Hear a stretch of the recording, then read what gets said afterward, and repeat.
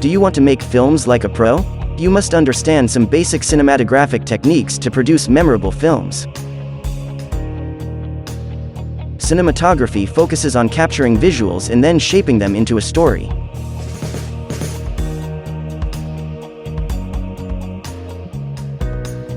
In addition, according to experts at film schools, a cinematographer must be able to choose the right shooting technique to tell the story he will build, operate the camera skillfully, and not forget to adjust the lighting in each scene.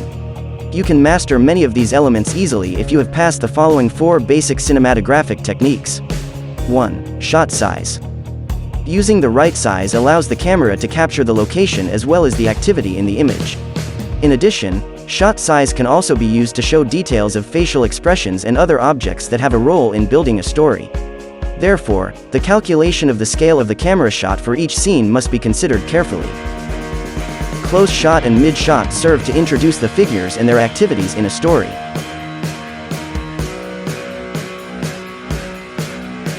While the close-up shot aims to show how the gestures and facial expressions of the actor, actress are in detail so that they can be conveyed to the audience. There are still many types of shoots that are usually done by professionals, but to shorten the time I will tell you in the next video.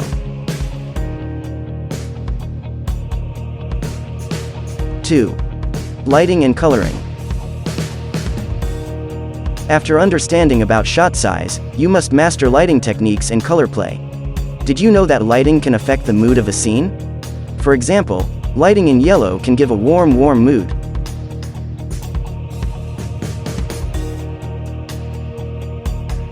Low-key lighting with dark, dense shadows creates a mysterious, dark, gloomy, and spooky mood.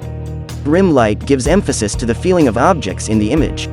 Lighting, color can bring emotion to the footage that has been recorded. While an example of the effect of color is the reddish hue which gives a warm impression, while the blue color has a futuristic and sad image.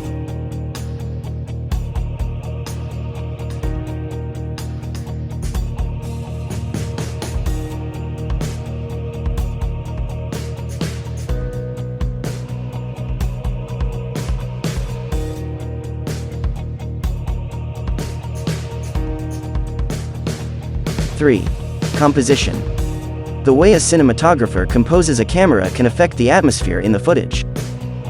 Composition is the arrangement of elements that make us see the work of art as a whole. Every work of art has a number of compositions. You can make it consciously or not, but for sure you can't create animation without it. In a more practical sense, composition is the relationship between elements in a scene. And it is these relationships, not the elements, that we first notice. At the same time, it is actually invisible to us. It's like the skeleton of a living being. You can't see the bones, but it's the bones that make the body look that way. Without a framework, there would be no form. Good composition is a matter of balance. Too much or too little is not good either. If your animation is the dish, the composition is the spice. No matter how long you are in the kitchen, if the seasoning is not right, your business can be ruined. A good image composition can affect the emotions of the audience. The elements of the composition include framing and negative space, contrast, rhythm, and focus points. Now let's discuss one by one. Even though the composition requires at least 2 elements, the composition will still be created when you place one element. There will always be a relationship between that one element and the frame. Here we come to the question of negative space. In a scene, we not only see what objects are in them, but also what are not. The area between the object and the frame is not empty. We see it, even though it wasn't made on purpose.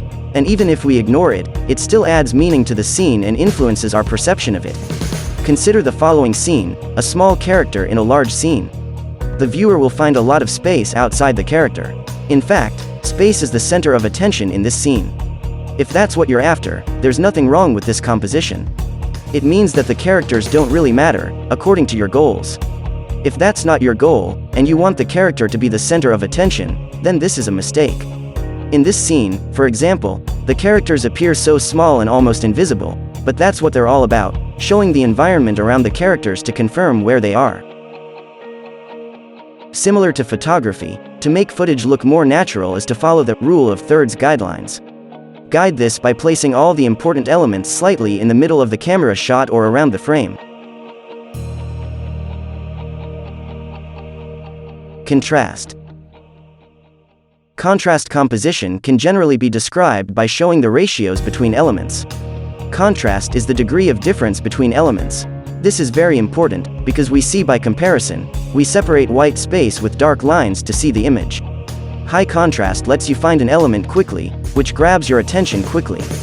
Low contrast shows the same thing more slowly, with extra effort, but invites a weaker reaction.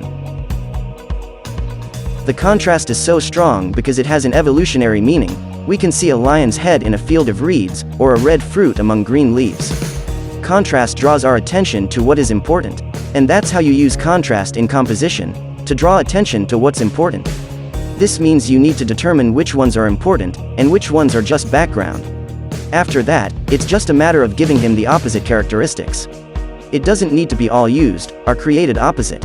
It's all a matter of stylistic choice. Realism doesn't like overemphasis, but cartoons desperately need it. Rhythm.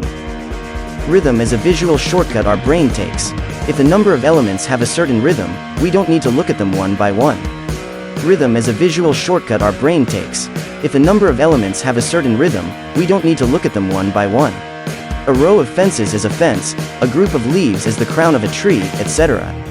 But we also pick up on more subtle clues, separating natural objects from unnatural ones. Rhythm creates a different kind of contrast. In this picture, a small flower catches our attention not only because it is small compared to a large flower, but because it goes against the rhythm. He turned a row of flowers into a small flower among large flowers. Focus point. When we look at pictures, we first look for things to look at. This search order is important, because even if it takes a fraction of a second to see everything, in the realm of a millisecond it can be a matter of life and death. We want to make sure the most important elements are seen first. When planning a composition, you need to decide what the most important elements are. Then you can use contrast to make them stand out, and rhythm to create a groove for the viewer to see them in a certain order. Now we come to the last technique that must be mastered by animator. 4. Camera movement. Learning cinematography means you have to master camera movement. According to Learn About Film, camera movement can bring films to life. All types of shots, even though they have a small role, require camera movement. You can record a moving object with a static camera, but there are different types of camera movement that you should know about: tracking shots, sequence shots, crane shots, and aerial shots. A tracking shot is any shot where the camera follows backwards, forwards, or moves alongside the object being recorded. In 3D software, this is known as follow camera. A sequence shot is a shot, a long take, that includes a full narrative sequence containing multiple scenes in its duration, meaning different locations or different time periods. The term is usually used to refer to shots that constitute an entire scene. Such a shot may involve sophisticated camera movement. Crane shot is a shot taken by a camera on a moving crane or jib. Most cranes accommodate both the camera and an operator, but some can be moved by remote control. Aerial shoot is taking pictures from above or from the air. In the real world, it is usually done using airplanes or other flying objects. But in the 3D world, this is very easy to do. All types of camera shoots can be done easily with 3D animation software. Those are the 4 basic cinematography that a filmmaker or animator must master. Hopefully it will be useful, and thank you for watching this video to the end.